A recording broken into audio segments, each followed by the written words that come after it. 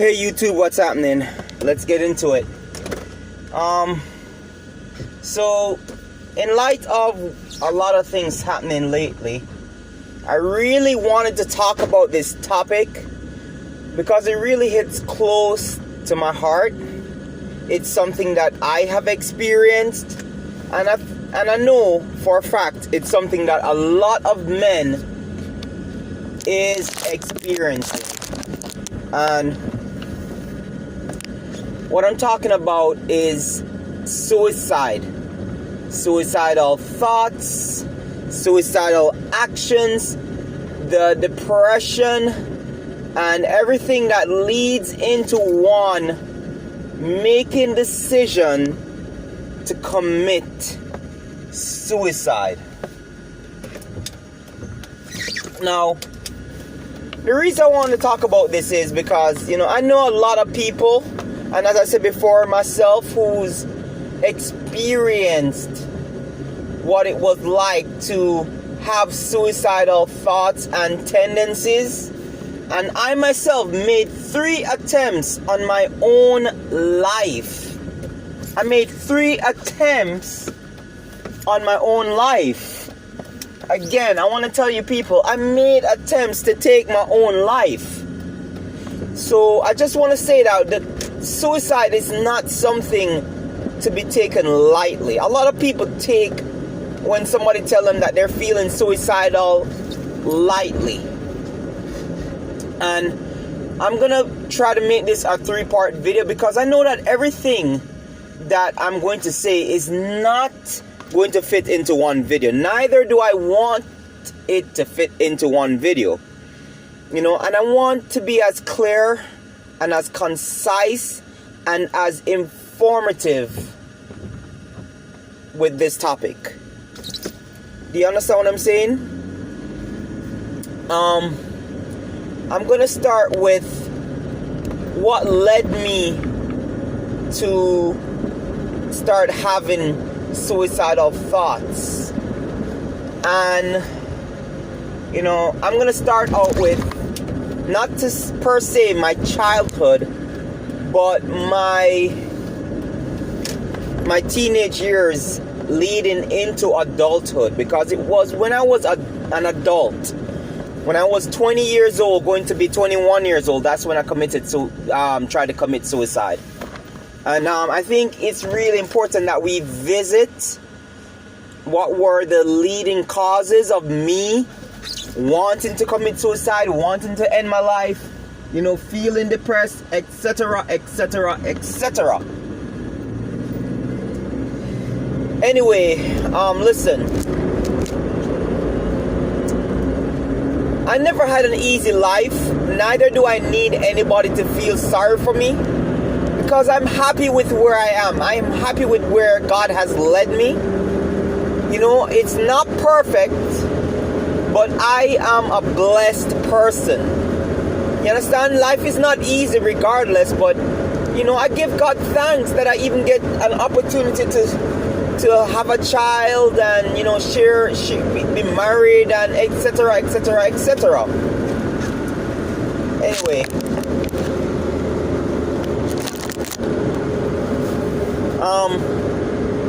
we're gonna start with what, like I said, we're gonna start with what caused me to fall into a deep depression. And like this with most men, I fell into a depression because I was cheated on by the woman I loved. And I was just 20 years old. We were together since I was basically 17. We were together for 3 years basically. It was a long distance relationship, but I would visit her from time to time. And I'll go into how we met in another video, but this is not that video. This video is to talk about suicide and just sharing my story in the hopes of encouraging others to climb out of it. It's a difficult thing, people. I'm not gonna take it light.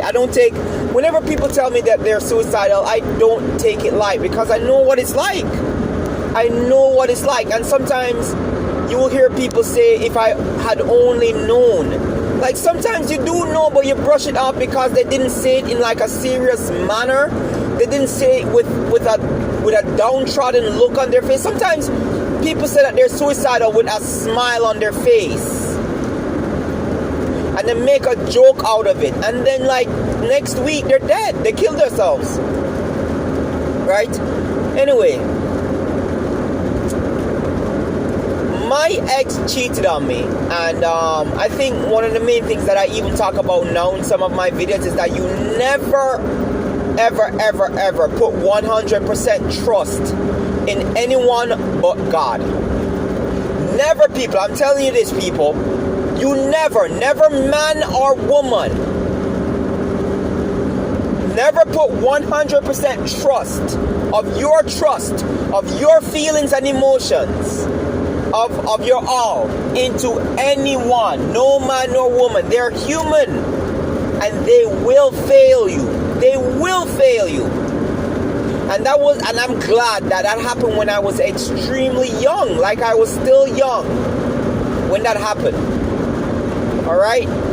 Anyway, just to kind of like, give you a synopsis of what happened. This girl cheated on me with 3 guys in one night. Same night. All of them gangbanged her. And all of them come up in her. Alright? So just to let you know how messed up the situation was, that's what happened to me. That's what she did. Right? Anyway, moving on. So, because of what happened now, she broke up with me, whatever it is. And I realized that I was the person who wanted a relationship. I was the person who was still vested and invested in the relationship. I was the person who was still in love and who still loved that girl. You understand? But she had moved on a long time ago. And that's something we can even talk about in another video, where, I give my experience in relationships, the relationships that failed, the relationships that I, whatever it is, So anyway, this happening to me, it took a turn for the worse. It set me in a topsy-turvy spin. It caused me to be depressed. Depression isn't just sadness. It's a wall of different emotions all together. You understand? And then there are times when you don't even feel anything when you're depressed. I can honestly tell you that when I was depressed, I just didn't know, or I could not identify the feelings that were going through my body, my mind, and my spirit at that point in time. I could not identify it because I couldn't tell what it was. I couldn't tell if it was sadness. I couldn't tell if it was anger. Do you understand what I'm saying? Now, one thing that you will realize that when people are depressed is that they will have lost interest in a lot of the things that they love. Like for me, it's video games. I absolutely positively love video games. I will never ever give that up, no matter how old I get. And my wife knows this. I am not giving up video games for anyone. Not a soul. Not a soul am I giving up video games for. If it's God, definitely. If it's not God, hell to the no. I am not giving up video games, people. Sorry. Anyway, so I was depressed. I was still working and functioning properly at work. I tried to, separate my personal life from my life at work. And basically, it worked for a while, but then after a while I started to come into work late. I started to do a lot of weird things. I would call her constantly. When she didn't answer, I was locked in my office crying. I did a lot of things that were really, conducive, and which really added to me becoming more and more depressed. Now, one of the major things that I want to say with depression is that you need to have backup. One major thing I want to say is that God is a backup, and in the form of God comes family, right? In the form of God comes the Father. And I'm gonna talk about my father later on. Maybe in part 2 I'll get to what my father did that really snapped me out of my depression and suicidal tendencies, right? So I'm gonna talk about that, and that really ties into so many things I talk about in my videos, where I talk about how important it is to have a father in the home, right? So anyway, she cheated on me, she left, I could not function at work, I couldn't hang out with my friends anymore. My friends immediately knew there was something up, and they knew because I stopped eating. I started to lose weight rapidly. Not even gradually did I lose weight. I lost weight rapidly. And that's where I even learned that your body, when it is not mentally well, it doesn't function the way it's supposed to. Even if you're eating, there's a high possibility that you will not gain that weight. Alright? Mental health is I think mental health is something that we really need to take a look at in society. It's very, very important. Anyway, so as my mental health started to deteriorate and I started to seclude myself, not on purpose. I didn't seclude myself on purpose. It just felt like I did not have the ability or the capacity to do what I usually did when I was not depressed, when I was not thinking of this person. But there's one thing that I realized, that while I was depressed, when I started to recover out of the depression, moving around and keeping your mind busy, putting it on several different things, and then just going to bed early, that was one of the major things that God made sure I did in order for me to heal. And I'm going to say it again. When you are in depression, and I'm talking about the depression where you are at the bottom, rock solid bottom, keep your mind moving, keep your body moving. Keep yourself active. Find things to do. I know it is difficult, my friends. And I'm here to tell you it was very difficult for me when I was at that point in my life. But I fought really hard. I fought hard. Anyway. So. Oh, that's it again. Yeah, so basically, I cried often. Obviously, I cried often. She didn't know I cried though. That's one thing. I never liked crying, and I'll get into that as to why I don't cry in front of women. And I don't think it's right for men to cry in front of women, especially if she's not your wife. If she's not your wife, you shouldn't be crying in front of her. And if she's not dead, you shouldn't be crying in front of anybody.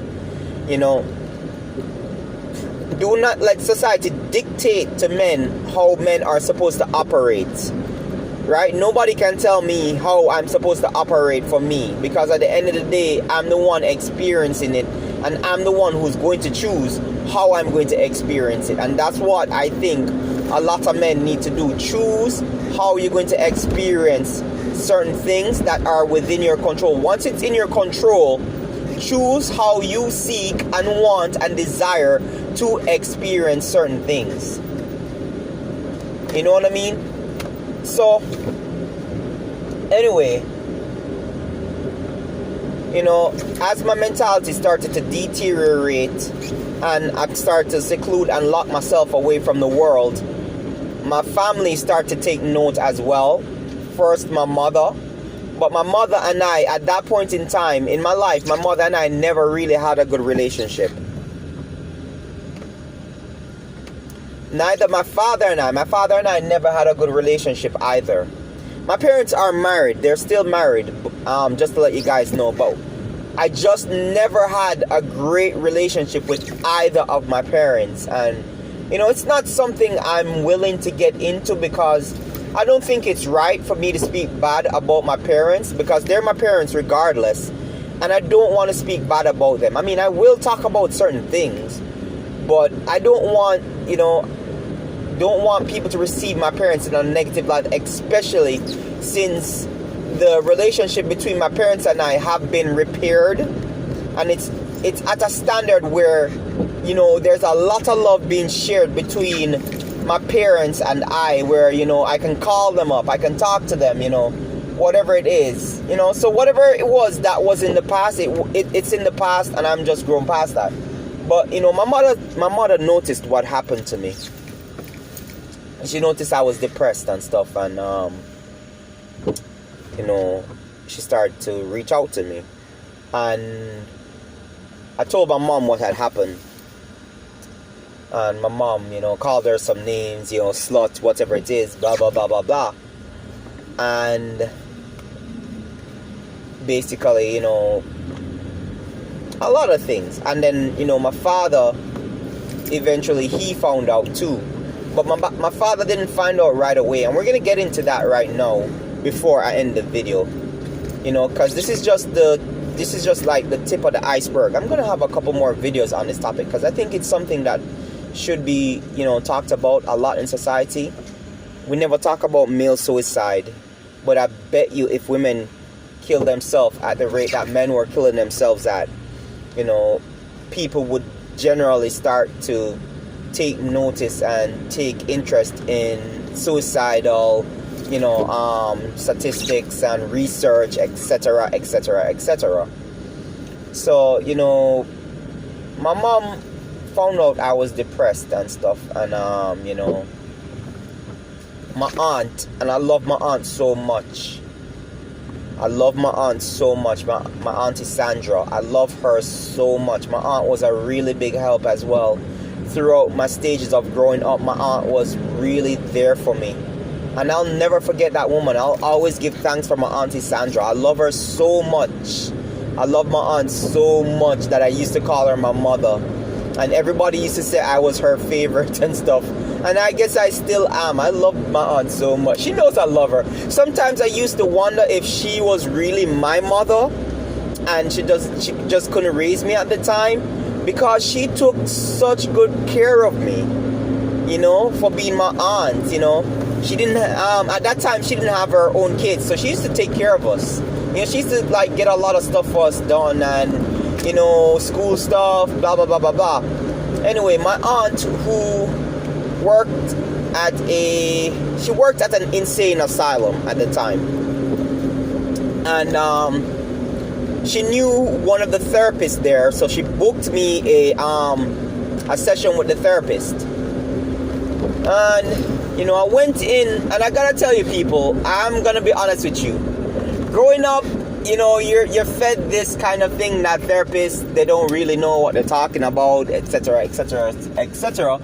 But I want to tell you from first-hand experience that I don't know about other therapists, but the therapist that I went to, he was really good in, you know, assisting me in finding myself out, healing, growing, and also getting back on my feet and back out there in society. And, you know, my first session, when I went to the therapist, I did nothing but cry. Because it was just me and him anyway.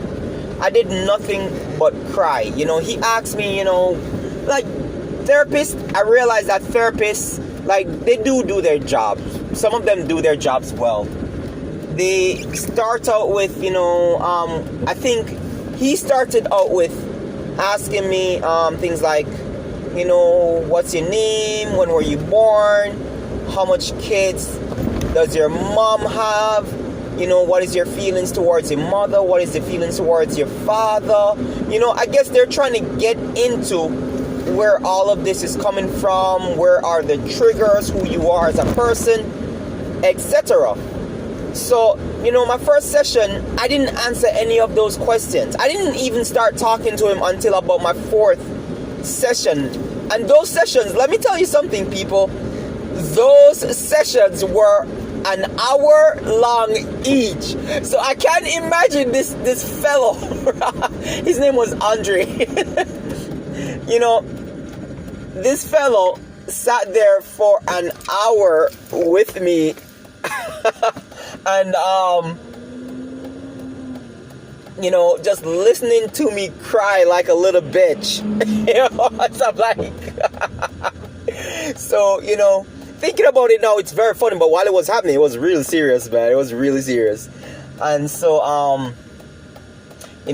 ending, I just want to say that I wouldn't knock therapy, but I would have to definitely check the credentials of this therapist or of this, because what I went to was a clinical psychologist. So I don't know if, they're known as therapists. I don't know anything about it, but I'm telling you personally, from personal experience, it was really good. Like, I looked forward to those sessions of, going to therapy. I could not wait to get there. And, I would take the bus to therapy. It was like, I was like, Mom, you're not ready. I'm going. Bye. So I would go to therapy on my own because I was so excited to just go there and start talking to him about not just my problems, but getting answers from this man. Getting answers. And that was something that was important for me. Getting answers from a therapist. Therapists, they give you answers. They give you a bigger insight. And I was receptive to this man's teachings. You understand what I'm saying? And so anyway, people, this is part 1. I will have part 2 ready tonight. Right? We're going to go into, what I did when I tried to commit suicide. The 3 times I tried to commit suicide.